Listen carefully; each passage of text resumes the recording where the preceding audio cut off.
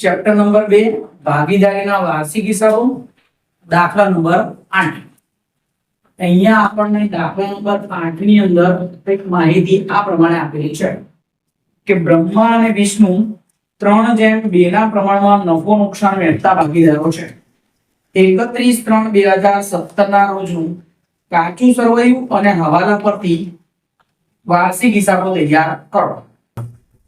સૌથી પહેલા આપણે હવાલા ટિક માર્ક કરી લઈએ। મશીનરી પર 6% અને ફર્નિચર પર 20% એટલે કે ઘસારો। મશીનરી અને ફર્નિચર પર ટિક કરો, બરાબર। મશીનરી અને ફર્નિચર પર ટિક કરો, બરાબર। પછી દેવાદારોમાંથી 500 રૂપિયા ગાલખાત માંડી વાળો એટલે દેવાદારો પર એક ટિક માર્ક કરી દો, જેથી કરીને આપણને ખબર પડે કે અહીંયા હવાલો છે। આપણે અટકીએ અને હવાલો જોઈએ। બ્રહ્મા અને વિષ્ણુને 5000 અને 4000 વાર્ષિક પગાર આપવાનો છે, એ આપણે ડાયરેક્ટ લખીશું। 500 રૂપિયા કમિશનના મળવાના બાકી છે, કે જમા બાજુ કમિશનમાં ટિક કરો। અને પગારના 3000 ચૂકવવાના બાકી છે, એ પગારમાં ટિક કરો, બરાબર થઈ ગયું। હવે અહીંયા જરા સમજજો,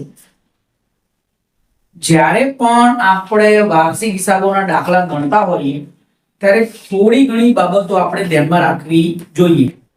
નંબર 1, પહેલી બાબત કે કાચા સરવૈયામાં જે કંઈ બી માહિતી આપેલી છે એ ઘટના થઈ ગઈ છે।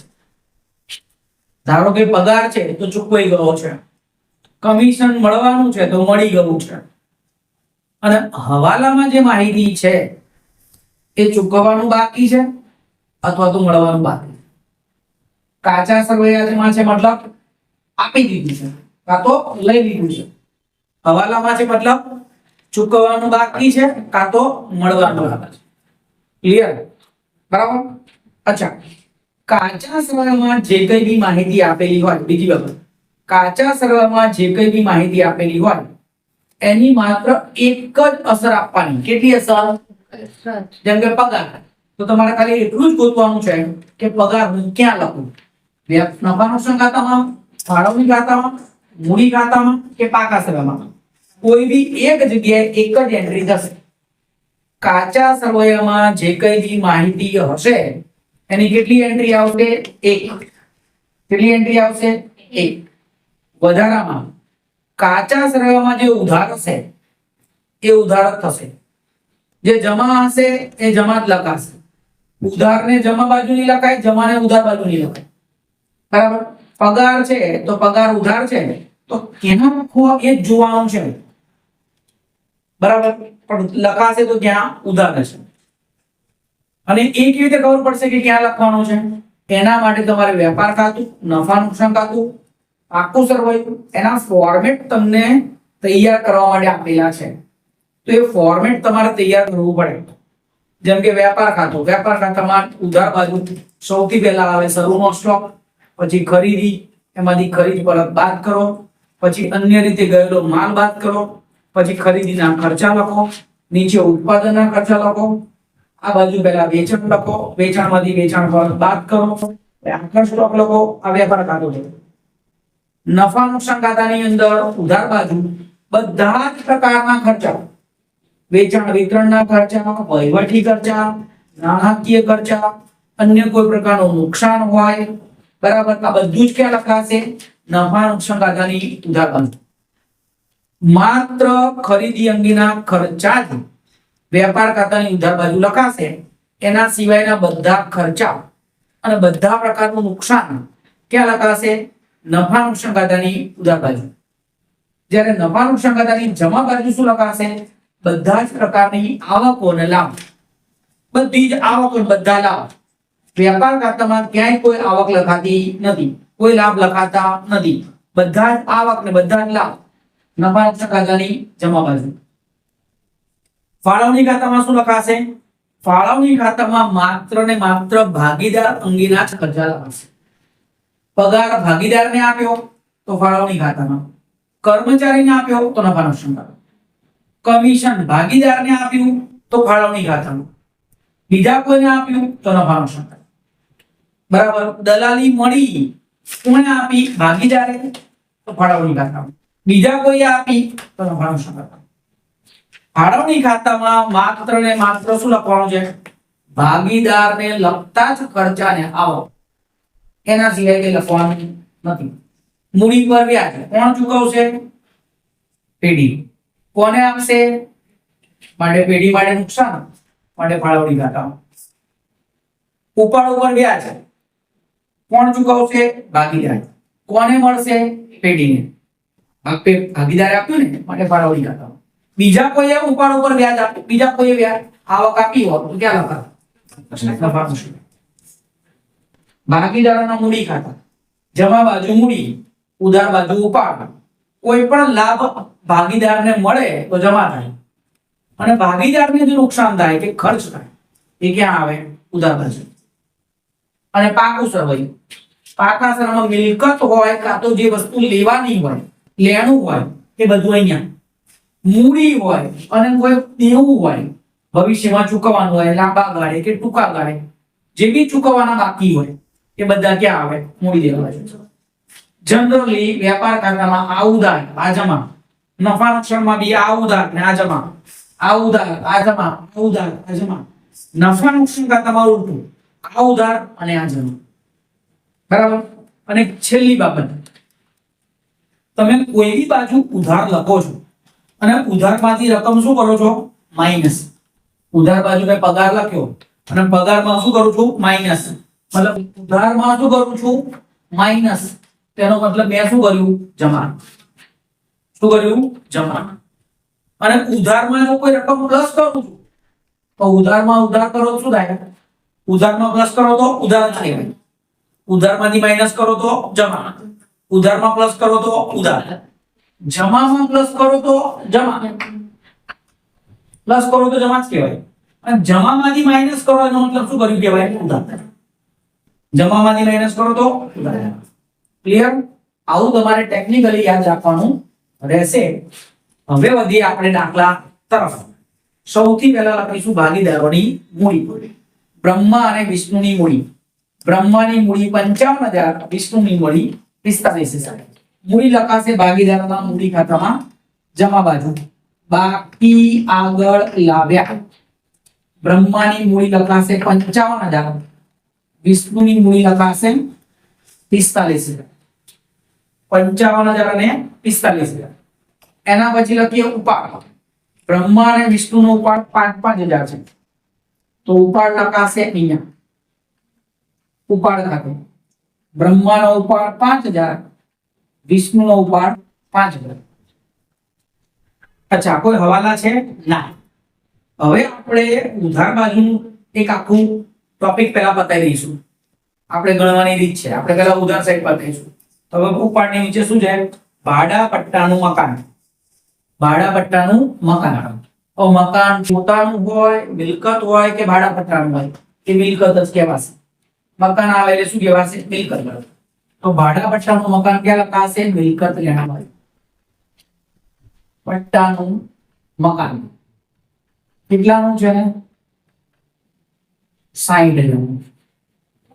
હવે તમે આની અંદર થોડું સમજી લો કે આ ક્લાસ, આ ઉદાહરણ મેં આપ્યું છે ઘણીવાર. આ ક્લાસ 1,000 રૂપિયા ભાડેથી મેં રાખ્યું તો 12 મહિનાનું ભાડું કેટલું થયું? 12,000. તો 5 વર્ષનું ભાડું કેટલું થયું? 60,000. એ 60,000 ભાડું હું અત્યારે હાલ ચૂકવી દઉં, અત્યારે ચૂકવી દઉં તો હવે મારે 5 વર્ષ સુધી કોઈ ભાડું ચૂકવવાનું નથી. બરાબર. તો એ 60,000 રૂપિયા ખર્ચો મારો આ વર્ષનો કહેવાય? ના, એ મારો 5 વર્ષનો ખર્ચો કહેવાય. મારે એને 5 વર્ષમાં માંડી વાળવો પડે. બરાબર. ધારો કે હું 1 વર્ષ રહું અને પછી આ જગ્યા ખાલી કરું તો મને કેટલા પૈસા પાછા મળે? 48,000. 12 મહિનાના 12,000 રૂપિયા એ લોકો શું કરશે? કાપી લેશે. કેમ? કારણ કે એટલો ટાઈમ તો મેં રહી લીધું, આ મકાન વાપરી લીધું, એનો લાભ લઈ લીધો. હજુ 4 વર્ષનો 48,000 નો લાભ લેવાનો એ મારું લેણું કહેવાય. એ મિલકત નથી છતાં બી મિલકત તરીકે દર્શાવવામાં આવે. બરાબર સમજ્યા? તો આ મકાન 60,000 થી લીધેલું છે, પણ કેટલા વર્ષ માટે લીધું છે? 10 વર્ષ. ક્યારે લીધું તું? તારીખ જુઓ, 1/4/2016. અને આપણું વર્ષ ક્યારે ચાલુ થયું? 1/4/2016. આજે કઈ છે? 31/3/2017. આજે પૂરું થયું. મતલબ ચાલુ ક્યારે થયું હતું? 1/4/2016. વર્ષ ચાલુ થયું ત્યારથી જ મકાન ભાડે લીધેલું હતું. તો આજે એક વર્ષ થઈ ગયું. તો 10 વર્ષના 60,000, તો એક વર્ષના કેટલા? 6,000. તો અહીંયાથી આપણે 6,000 શું કરવાના? માંડી વાળવાના. માંડી વાળે 6,000 માંડી વાળવા. કેટલા વધ્યા? 53. જે માંડી વાળ્યા એ ખર્ચ કહેવાય, નુકસાન કહેવાય. માટે લખાય માંડી વાળે ભાડા પટ્ટાનું મકાન. કેટલા? 6,000. જે માંડી વાળ્યા એ નુકસાન થયું, એ નુકસાન આપણે અહીંયા લખી દીધું. બે અસર થઈ ગઈ. બરાબર? આગળ વધીએ. મશીનરી. મશીનરી પણ એક પ્રકારની શું કહેવાય? મિલકત. એ પણ લખાશે મિલકત લેણા બાદ. મશીનરી કેટલાની છે? 50,000. હવે એના ઉપર હવાલો છે કે મશીનરી પર 6% લેખી ઘસારો ગણો. મશીનરીના 6% કરો. 50,000 ના 6% 3,000. મેં શું કીધું છે? હવાલામાં રકમ આપી છે, એનો મતલબ કે ઘસારો બાદ કરવાનો બાકી છે. આપણે આમાંથી બાદ કરવાનો માઈનસ ઘસારો. કેટલો? 3,000. બાદ કરો તો અને એની બીજી અસર આવશે નફા નુકસાન ખાતાની ઉધારદારી. તો અહીંયા લખીશું આપણે મશીનરીનો ઘસારો કેટલો? 3,000. બરાબર? ક્યાંય પણ કોઈને ના સમજાય તરત પૂછી લેજો. બરાબર? એના પછી જે આપેલ વટાવ. વટાવ મતલબ સાદી ભાષામાં કહેવાય ડિસ્કાઉન્ટ. હું કોઈને ડિસ્કાઉન્ટ આપું તો મને તો શું થાય? નુકસાન. મને ડિસ્કાઉન્ટ મળે તો મારા માટે ફાયદો. તો હું કોઈને ડિસ્કાઉન્ટ આપું તો મારા માટે શું કહેવાય? નુકસાન. તો આપેલ વટાવ એ નુકસાન છે. તેથી ક્યાં લખાશે? નફા નુકસાન ખાતાની ઉધારદારી. આપેલ વટાવ કેટલો છે? 350. 350. દેવાદારો. દેવાદારો આપણી શું કહેવાય? મિલકત. થોડું દિમાગની અંદર હવે તમે એકાઉન્ટ ગણતા થયા, ચેપ્ટર આવડતું થયું, તો થોડું વર્ગીકરણ કરતા રહેવાનું. દેવાદારો એ આપણી ચાલુ મિલકત કહેવાય. જમીન મકાન આપણી સ્થિર મિલકત કહેવાય, બિન ચાલુ મિલકત કહેવાય. તો ચાલુ મિલકતો લખાશે અહીંયા નીચે. દેવાદારો કેટલાના છે? 40. બરાબર? 40,000. એના પર હવાલો છે. હા, શું હવાલો છે? દેવાદારોમાંથી 500 ગાલખાતના માંડી વાળવાના છે. દેવાદારોમાંથી 500 ગાલખાતના માંડી વાળવાના. એટલે માઈનસ ગાલખાત હવાલાની કેટલી? 500. કેટલા બચ્યા? 39,500. સમજાય? આ બધા હવાલા તો 11મા ધોરણમાં આવી ગયા છે, કોઈ નવું છે નહીં ત્યારે. આની બીજી અસર આવશે નફા નુકસાન ખાતાની ઉધારદારી. ત્યાં આપણું તમારે એક ફોર્મેટ બનાવી દેવાનું. કેવું ફોર્મેટ? કે ગાલખાત કાચા સરવાયાની, ગાલખાત હવાલાની, ગાલખાત અનામત હવાલાની અને માઈનસ ગાલખાત અનામત કાચા સરવાયાની. આમાંથી જે વસ્તુ આપેલી હોય તે લખવાની, ના આપેલી હોય તે ડેશ કરી દેવાનું. અત્યારે હાલ આપણી પાસે એક જ વસ્તુ છે, ગાલખાત હવાલા. કેટલી? 500. બાકીની આ આવશે ત્યારે લખશું. જાવક માલ ગાડા ભાડું. જાવક માલ ગાડા ભાડું મતલબ ઘણીવાર આપણે માલ વેચીએ તો આપણે એના ઘર સુધી મોકલાવવો પડે. હોમ ડિલિવરી કહેવાય, એ આપણી સર્વિસ કહેવાય. બરાબર? તો માણસ, તમે ધારો કે ક્યાંકથી ટીવી ખરીદી હોય, બરાબર, મોટું 55 ઇંચનું મોટું ટીવી ખરીદ્યું હોય, બરાબર, અને પછી તમને કહે કે લો લઈ જાઓ તો ભાઈ આપણે તો કે લઈ જઈએ રસ્તામાં કે તૂટી જાય તો અને આપણને ના આવડે શું કરવાનું અને ઘરેથી ફિટ કેમ કરવાનું ઇન્સ્ટોલેશન પણ એની જગ્યાએ આપણે જે દુકાનમાંથી લીધું હોય એ દુકાનવાળો એવું કે તમે ઘરે જાઓ સાંજ સુધીમાં તમારા ઘરે પહોંચી જશે ભાઈ આવી અને તમને ટીવી લગાવી ઇન્સ્ટોલેશન કરી બધું ચેક કરીને આપી દેશે તો આપણે કઈ દુકાનમાંથી લઈએ જ્યાં ડિલિવરી આપે ત્યાં ને હા એમને રોજની પ્રેક્ટિસ હોય કે કઈ રીતે સામાન લઈ જવો લાવવો બરાબર એ બધું એમને આવડતું હોય આપણા માટે 10 વર્ષે માટે ટીવી લીધું હોય બરાબર તો આના માટે જે ખર્ચા થાય એ બધા શું કહેવાય જાવક માલ ગાડા ભાડું અને જે માલ ખરીદ્યો હોય એ જ માલને ઘરે લાવવા માટે આપણે જે ખર્ચો થાય એને શું કહેવાય આવક માલ ગાડા ભાડું જનરલી નિયમ તો આવો જ છે કે આપણે જે વસ્તુ ખરીદીએ એને ઘર સુધી ગોડાઉન સુધી કે ઓફિસ સુધી લાવવાની જવાબદારી કોની આપણી સુરતમાંથી મેં 50 સાડી લીધી બરાબર અમદાવાદમાં લઈને વેચવા માટે તો સુરતનો વેપારી અમદાવાદમાં મારા ઘરે સાડીઓ મૂકી નહીં જાય એ સાડીને 50 લીધી હોય કે 500 લીધી હોય એ સાડીને સુરતથી અમદાવાદમાં લાવવાની જવાબદારી મારી લો કે હું ટ્રક કરું ટેમ્પો કરું ગાડી કરું જે બી હોય એનું ભાડું મારે ચૂકવવું પડે એને કહેવાય ખરીદ માલ ગાડા ભાડું બીજા શબ્દમાં કહેવાય આવક માલ ગાડા ભાડું અને એનો ખર્ચો કહેવાય ખરીદી અંગેનો ખર્ચો કહેવાય અને જાવક માલ ગાડા ભાડું કયો ખર્ચો કહેવાય વેચાણ અંગેનો ખર્ચો કહેવાય મેં માલ વેચ્યો અને સામે મેં શું કરી ફ્રી ડિલિવરી આપી તો જાવક માલ ગાડા ભાડું ક્યાં આવશે નફા નુકસાન ખાતાની ઉદાહરણ એટલે જાવક માલ ગાડા ભાડું કેટલું છે 1200 ફર્નિચર અને ફિક્સર ફર્નિચર 5000 રૂપિયા એના પર બી 20% લેખે ઘસારો ગણવાનો છે ગણો 5000 ના 20% કરો 1000 તો એ પણ એમાંથી બાદ કરો માઈનસ ઘસારો કેટલા વધ્યા 4000 એની બીજી અસર આવશે અહીંયા ફર્નિચરનો ઘસારો એ આવશે 1000 બરાબર પછી જે પગાર પણ શું કહેવાય નુકસાન અથવા ફાવ ખર્ચો માટે પગાર લખાશે નફા નુકસાન ખાતાની ઉધાર બાજુ કેટલો પગાર છે 7500 પગાર 7500 એના પર બી હવાલો છે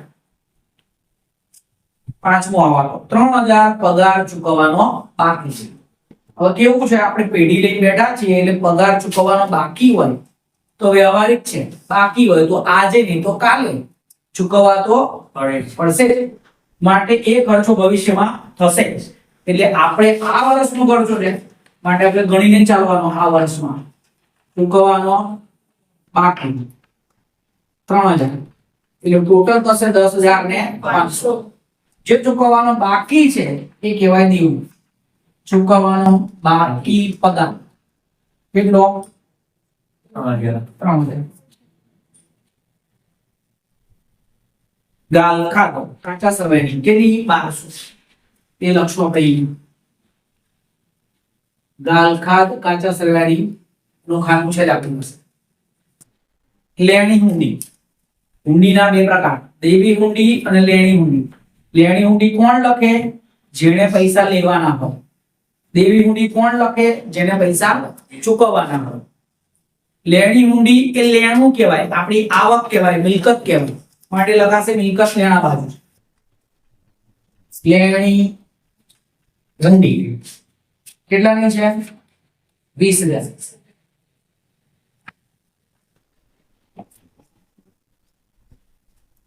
વેપાર ખર્ચ એટલે વેપાર ખાતામાં નહીં લખવાનું વેપાર ખર્ચ ક્યાં આવશે નફા નુકસાન ખાતામાં જ આવશે વેપાર ખર્ચ કેટલો છે 5900 વેપાર ખર્ચ 5900 પછી રોકડ સિલક જે આપણી પાસે રોકડા છે એ રોકડા, ભાઈ જો ઘણાને આવા બધા શબ્દો ના સમજવા પડે, બરાબર. રોકડ સિલક, સિલક એટલે શું ભાઈ? સિલક એટલે શબ્દાવલી છે. આપણા ખીચામાં કે ઘરમાં જે કેશ આપણા હાથમાં છે, રોકડા પડ્યા છે, એ આપણી રોકડ સિલક કહેવાય. અને જે પૈસા બેંકમાં પડ્યા છે, આપણા ખાતામાં પડ્યા છે, એ આપણી બેંક સિલક કહેવાય. એટલે રોકડ સિલક અને બેંક સિલક એ બંને આપણી શું કહેવાય? મિલકત. હા, તો કેટલી છે? 6,000.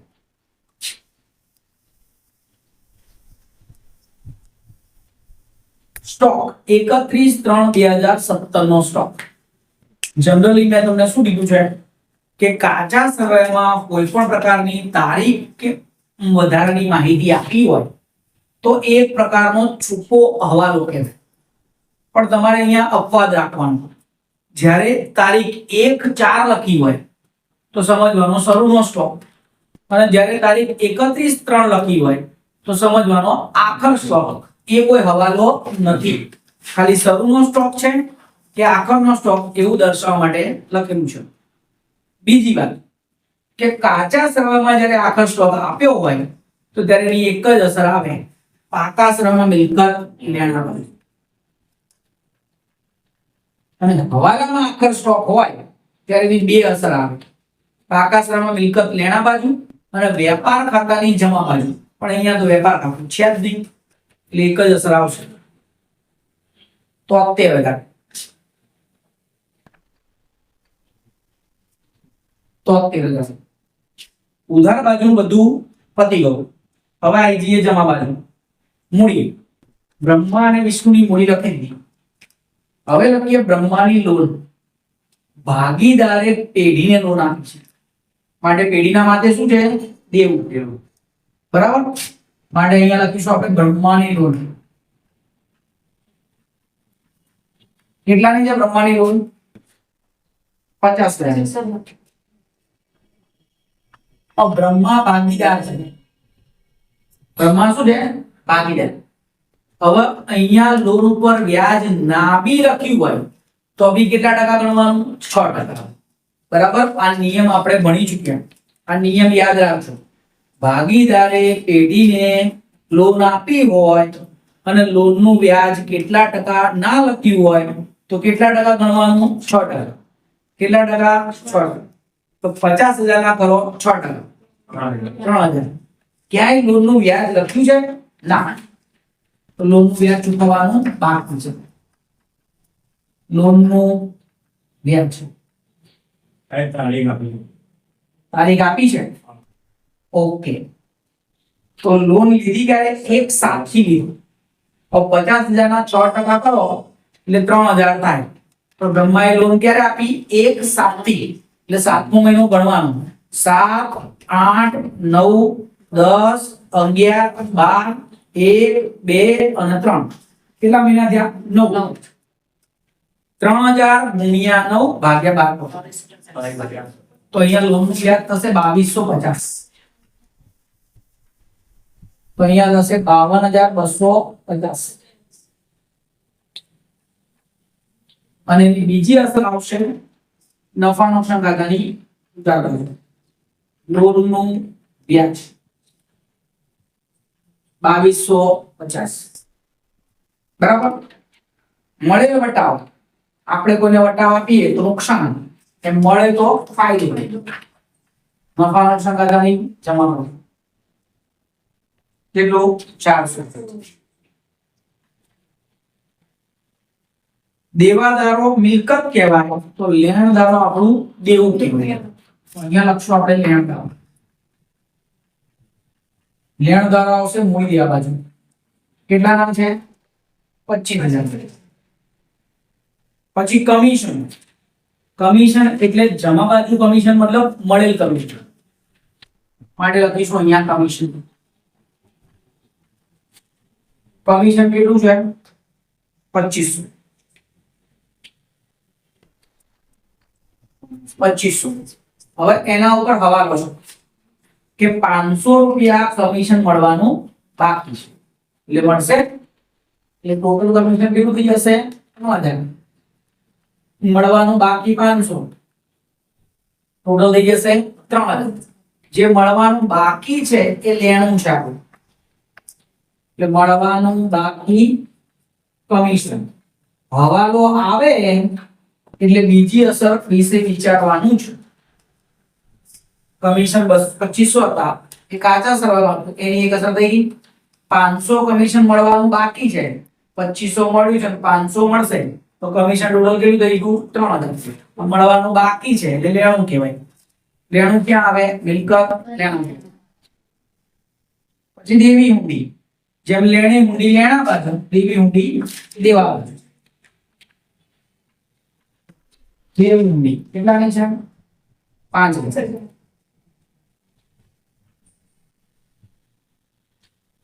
એક આપ્યું છે વેપાર ખાતું. વેપાર ખાતે મતલબ એ આપ્યો છે આપણને કાચો નફો. શું આપ્યો છે? કાચો નફો. એ લખાશે નફા નુકસાન ખાતાની જમાવણી. વેપાર ખાતે 97,200. આને કહેવાય કાચો નફો. 97,250.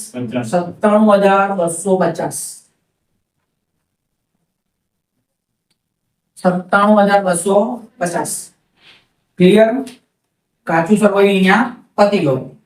હવે હવાલા એકવાર નજર કરી લઈએ. મશીનરી અને ફર્નિચર પર ઘસારો. મશીનરી માંથી ઘસારો બાદ થઈ ગયો, ફર્નિચર માંથી બાદ થઈ ગયો, એની બીજી અસર અપાઈ ગઈ. ફર્નિચર નો ઘસારો અને મશીનરી નો ઘસારો લખાઈ ગયો. એના પછી દેવાદારો માંથી 500 ગાલખાતના માંડી વાળ્યા, એની બીજી અસર અપાઈ ગઈ. પછી બ્રહ્મા અને વિષ્ણુને 5000 અને 4000 વાર્ષિક પગાર ચૂકવવાનો. એ ક્યાં લખાશે? ભાગીદારોના મૂડી ખાતે. બ્રહ્માનો પગાર 5000, વિષ્ણુનો પગાર 4000. બરાબર? और બ્રહ્મા અને વિષ્ણુને જે પેઢી પગાર આપે તો પેઢી માટે શું કહેવાય? ખર્ચ. માટે લખાશે નફા નુકસાન ખાતાની ઉધાર. જનરલ અહીંયા ચોકડી આવે, અહીંયા એન્ટ્રી આવે, અહીંયા આવશે, અહીંયા આવશે, અહીંયા આવશે. હવાલાની વાત છે. પગાર બ્રહ્મા અને વિષ્ણુ. બ્રહ્માનો પગાર 5000, વિષ્ણુનો પગાર 4000. 5 ને 4 9. પછી 500 કમિશનના મળવાના બાકી એ કમિશનમાં પ્લસ કર્યા અને મળવાના બાકી કમિશન તરીકે મિલકત લેણા બાજુ લખ્યા. અને પગારના ચૂકવવાના બાકી એ પગારમાં પ્લસ કર્યા અને ચૂકવવાના બાકી પગાર તરીકે મૂડી દેવા બાજુ લખ્યા. બધા હવાલા પણ અહીંયા શું થઈ ગયા? પૂરા. હવે એક એક કરી ખાતા બંધ કરીએ. પહેલું નફા નુકસાન ખાતું બંધ કરો. 1,650. 1,650. 1,650. 1,650. એમાંથી આ બધી ઉપરની રકમ બાદ કરો. અહીંયા મારો અહીંયા ડેશ કરીએ. 12 ને 5 17. 1700. આ 1700 અહીંયા લખ્યું. તો 68,750. કેટલા વધ્યા? 68,750. 68,750. આને કહેવાય કાચો નફો. સોરી, કાચો ચોખ્ખો નફો. નફા નુકસાન ખાતું છે ને એ ચોખ્ખો નફો. એ ચોખ્ખો નફો લખાશે અહીંયા ફાળવણી ખાતામાં. ચોખ્ખો નફો 68,750. વેપાર ખાતાનો જે નફો હોય એને કહેવાય કાચો નફો. નફા નુકસાન ખાતાનો જે નફો હોય એને કહેવાય ચોખ્ખો નફો. અને ફાળવણી ખાતાનો જે નફો હોય એને કહેવાય વહેંચણી પાત્ર નફો. અહીંયા લખીશું આપણે 68,750. 68,750 એમાંથી 9,000 માઇનસ કરો. 59,750.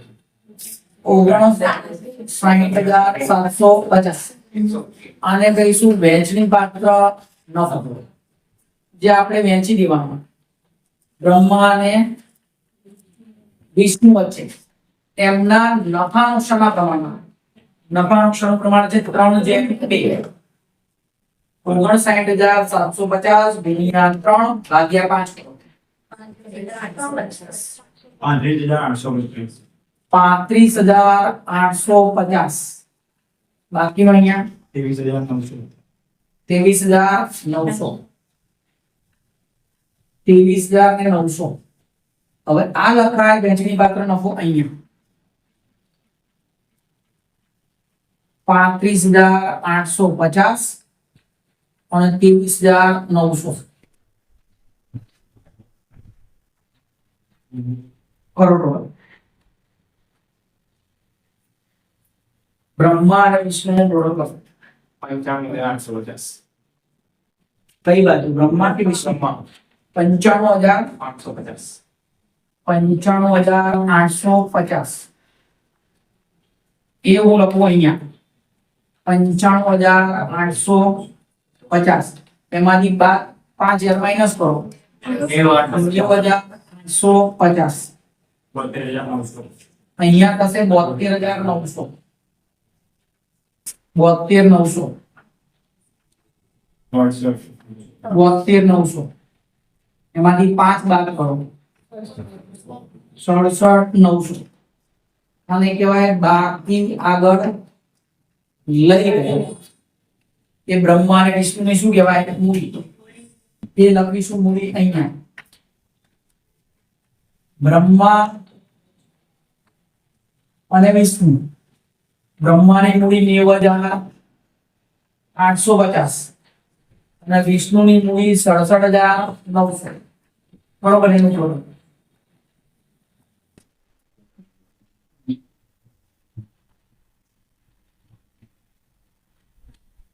એક લાખ 58,750. માં 1,58,750 હવે બધાનું જોડો મારો 2,44,000. મિલકત લેણા બાજુ 2,44,000 જલ્દી થાય મૂડી દેવા બાજુ જોડો મારો સેમ છે 2,44,000 બંને બાજુનો જવાબ સરખો આવે તો અહીંયા દાખલો આપણો શું થઈ ગયો પૂરો બરાબર